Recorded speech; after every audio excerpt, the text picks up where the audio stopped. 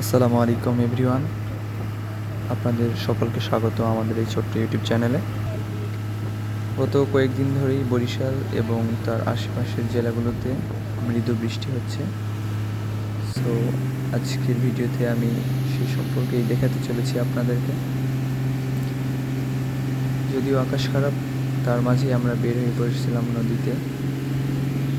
একটা বোটে করে যাচ্ছিলাম সুন্দর আবহাওয়া দেখতে দেখতে। আবহাওয়াটা অনেক চমৎকার ছিল, আসলে মন ভালো হয়ে যাওয়ার মতো।